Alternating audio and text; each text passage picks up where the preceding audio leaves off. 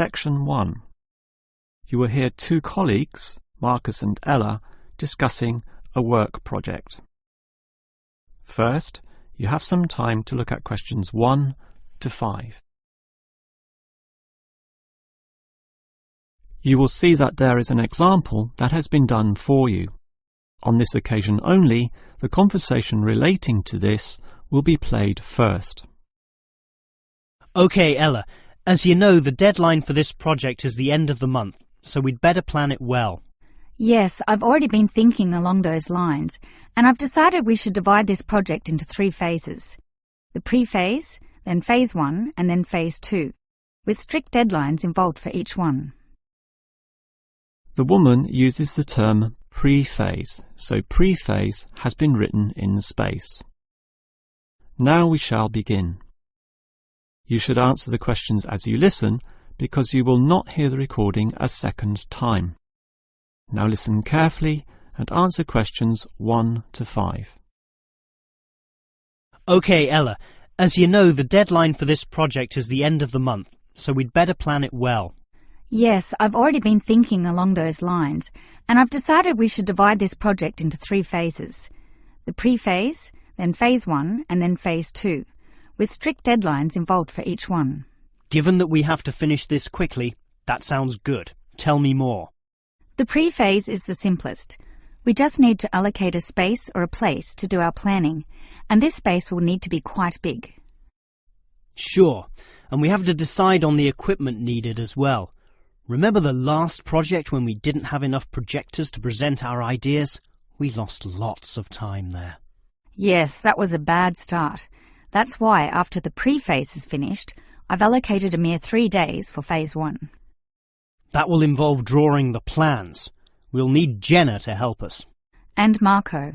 Yes, but not Susan. Susan is just far too busy to participate, as much as I'd like her in the team. Let's just take Fred instead. He'll do. Sure. Fred's not as experienced as Greg, but I agree he'll do fine for this job. Then it's straight into phase 2. Collecting, collating, analysing and preparing the final report. Can we do that in 5 days? I think that's optimistic, which is why I scheduled 6. That's almost a week. Do we have that much time? We do, and with the right people, 6 days should see the job done. Who are the people for this phase? Arthur and Rob, right? No, Arthur's got other things to do, and Rob's on leave, so Mike alone will be the main man on this part. He's done it before, so it should be fine. But he may need some help with the smaller tasks, someone who is good with detail and procedures. Peter's not free at the moment, so I can arrange Leo to chip in some time and advice. Leo's very useful, particularly under pressure. And that's everything sorted. Well done, Ella. This report should certainly be ready in time. Before you hear the rest of the conversation, you have some time to look at questions 6 to 10.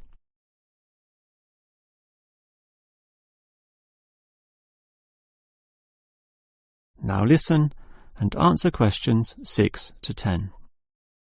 OK, Ella, you've done a good job with the basic time frame of this project, but what about specifics? What sort of specifics? Well, things like information gathering. Are we going to use questionnaires like we did last time? I was thinking of using the internet to ask people to give their views, but you often get such silly responses when you do that. I'm of the view that the best way to find out things is to ask people directly, so that's what we'll do. OK, but that will take longer. We'll probably even have to do some of the work at home. No, I don't think so, as long as we stay back at work for some after-hours meetings. Well, that's better than coming in early.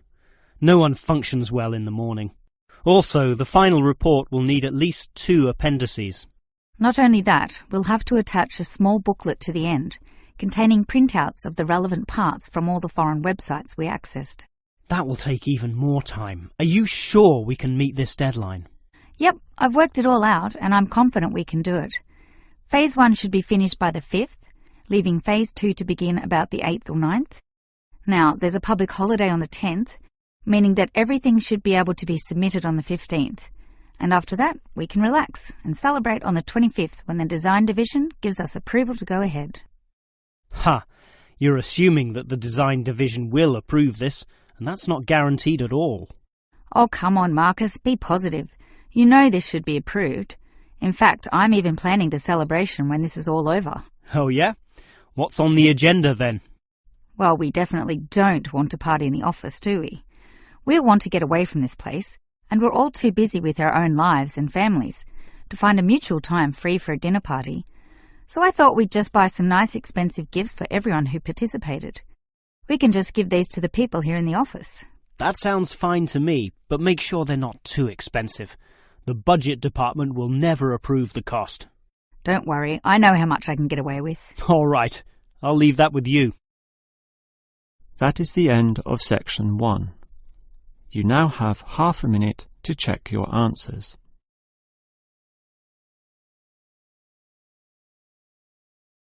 Now turn to section 2. Section 2.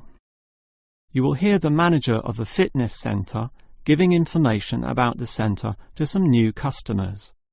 First, you have some time to look at questions 11 to 15.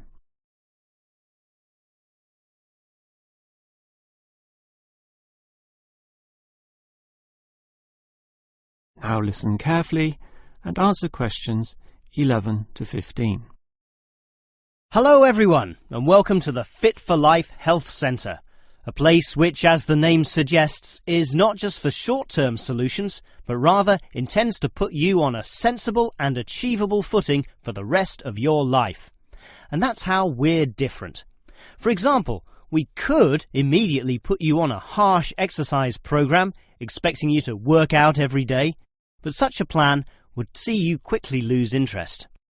That's why the initial step is a 1.5 hour consultation in which your lifestyle, current situation and long-term goals are all thoroughly analysed.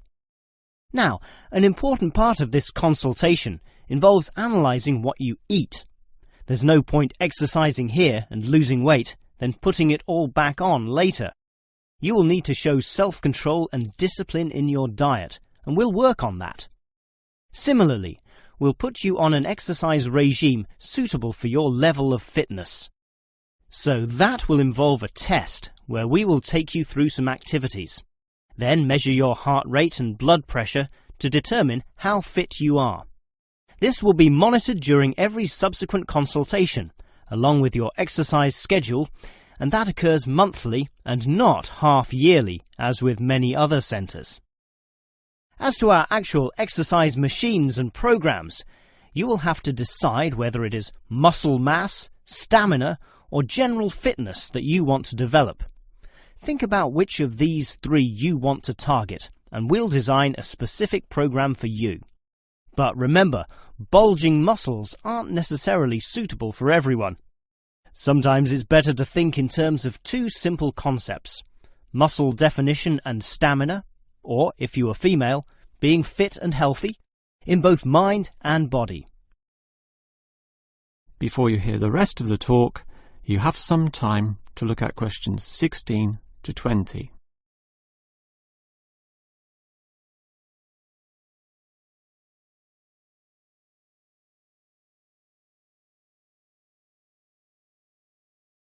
Now listen and answer questions 16 to 20.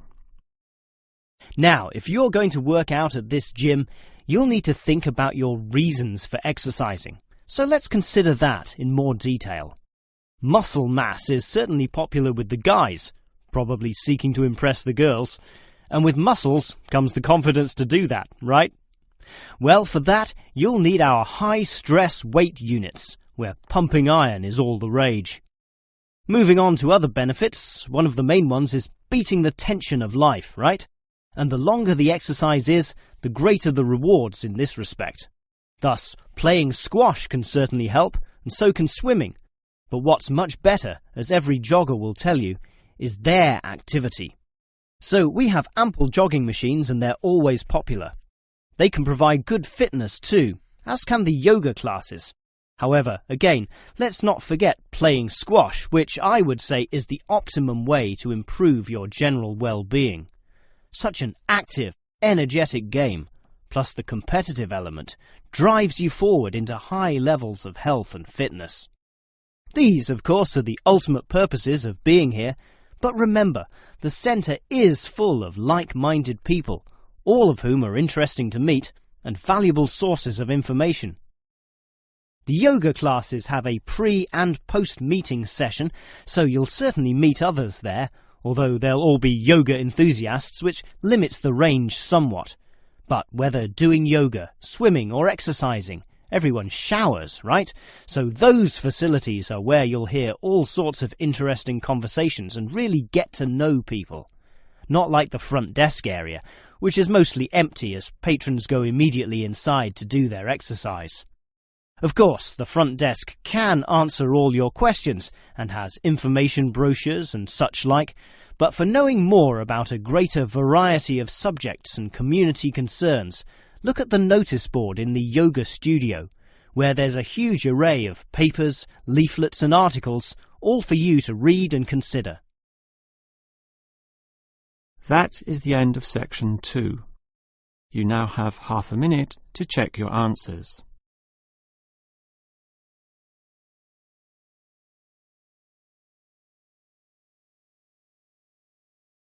Now turn to section 3.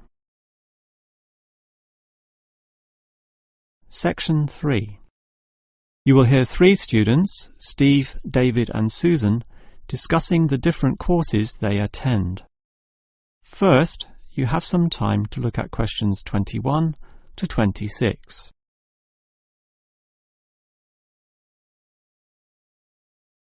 Now listen carefully and answer questions 21 to 26.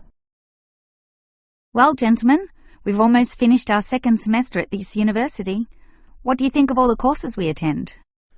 On the whole, I'd say they're quite good, apart from social history, which I find to be a little too inexact. Yes, the lecturer's style is also very, very dull. I certainly agree with you there, although I would say that the textbook is more interesting. Welfare State. The subtitle says, An Examination of Social Development in the 20th Century. Yes, Welfare State is a good book, but look how many pages it has. 458! I agree. It's just too long to be easily read. Far too long, although it's certainly well written in parts. Yes, and if you compare it to the textbook for cultural studies, what's it called? Inner Views, I think. No, that's the book for media studies, and we finished that subject last semester. The book you're thinking of is In Perspective. Oh, sorry, you're right. In Perspective. And the subtitle says, A Comparison of Social Groups.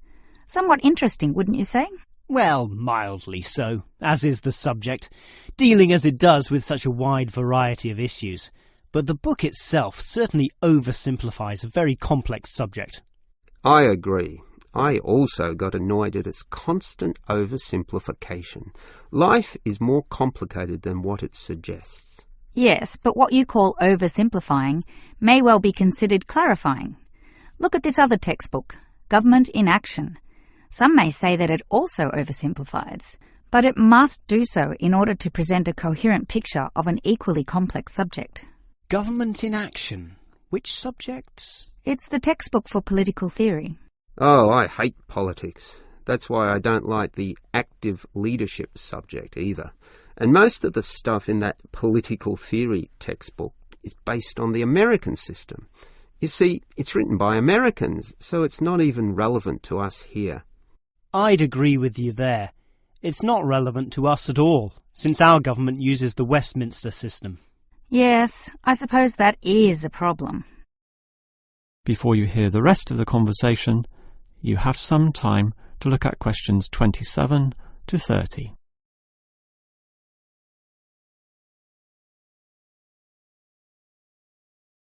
Now listen and answer questions 27 to 30.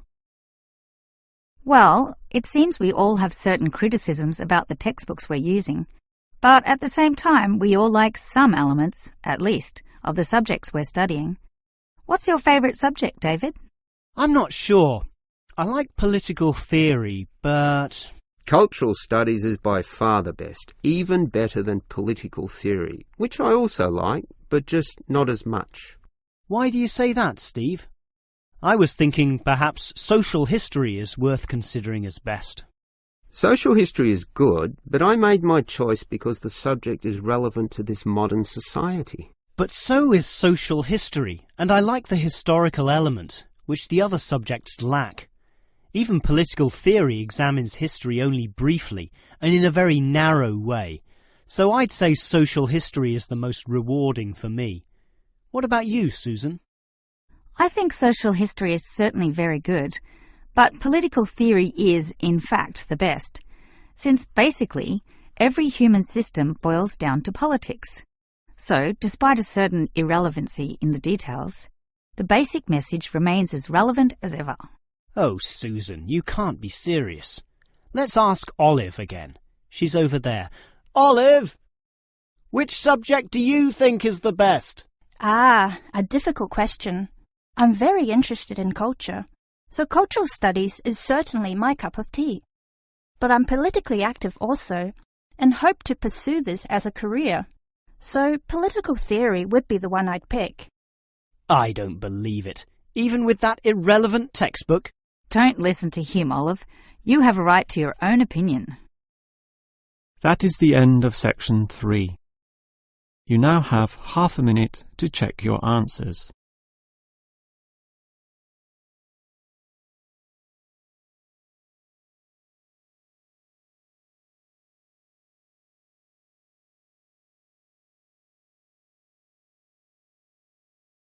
Now turn to section 4.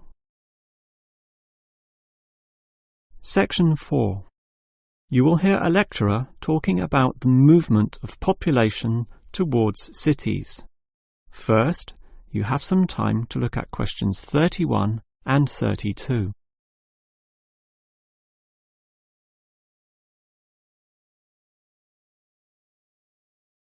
Now listen carefully and answer questions 31 and 32. If you consider the farms of old, the type your father or grandfather grew up on, they were small and labour-intensive, requiring lots of workers. In addition, they often had a diversity of products, be that animal or vegetable, say cows and sheep, or oranges and lemons, with some peaches and a few chickens on the side for the production of eggs. The many workers involved raised their families who needed products and support services, such as medical clinics and schools, so the small country towns had mercantile activity, storefronts and community participation with all ages present and a distinct town culture. And how it has changed. Travel to any small country town in virtually any developed country, and you will often see that these places are now somewhat forlorn and deserted, lacking life and vigour. Many of the residents have long since moved towards the big cities, so the country areas have become depopulated and their downtowns empty. This phenomenon is so predictable and widespread that it even has a name, rural flight or rural exodus, and it has produced some fairly predictable problems. Before you hear the next part of the lecture, you have some time to look at questions 33 to 35.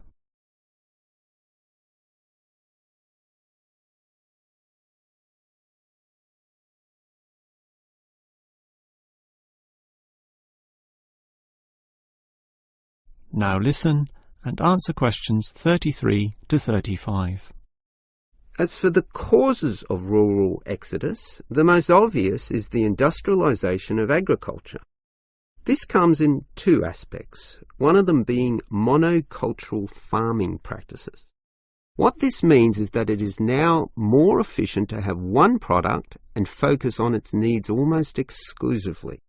So, for example, animal husbandry will usually involve a single type of animal, say pigs, but with huge factory farming techniques, or, in other words, the second aspect, economies of scale.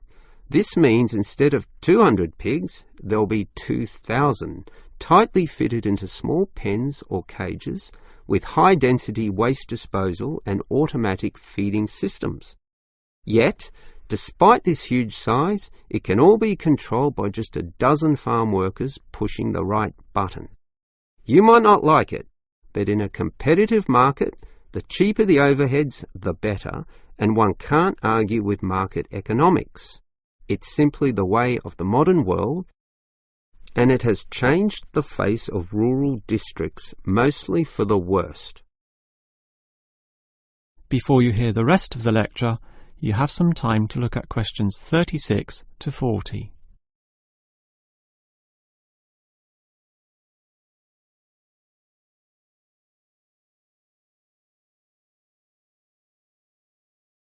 Now listen and answer questions 36 to 40. We can talk at length about the problem of rural exodus, but what about solutions? Well, there is certainly some cause for hope, since many are now feeling the negatives of increasing urbanisation, negatives which the countryside generally does not have. Thus, tourism, for example, is certainly one avenue of revenue and revitalisation. The most important consideration here is that the local residents themselves participate in developing such initiatives and deciding what happens, since outsiders, be they state government or city-based planners, do not fully understand the local settings, the possibilities which may be on offer, or the town culture, since even small rural areas can be highly distinctive from neighbouring ones. For example, the Daylesford area has developed a tourist industry based on the natural springs there, putting forward the angle that this water is relaxing and revitalising for the health. There has been the development of spas, saunas and small-scale accommodation within its picturesque hillsides. And another solution is to utilise the predominant local product. This takes advantage of the fact that many city people are developing a dislike for factory-produced and packaged foodstuffs. They are becoming interested in products that can be sold directly to them at a cheaper price, while preserving all the freshness from the tree or animal. It is important here that the country area is not only characterised by a specific product, but markets this idea well. For example, many areas of country Victoria have developed widespread grape growing and winemaking facilities and encourage wine tasting tourism, now a thriving industry with an international patronage. Similarly, Harcourt is famous for apples, Shepparton for mature cheeses, and Mildura for its citrus products. Such strategies, done well, give hope that rural areas can revitalise somewhat and once again be lively and interesting places to live in. That is the end of section 4. You now have half a minute to check your answers.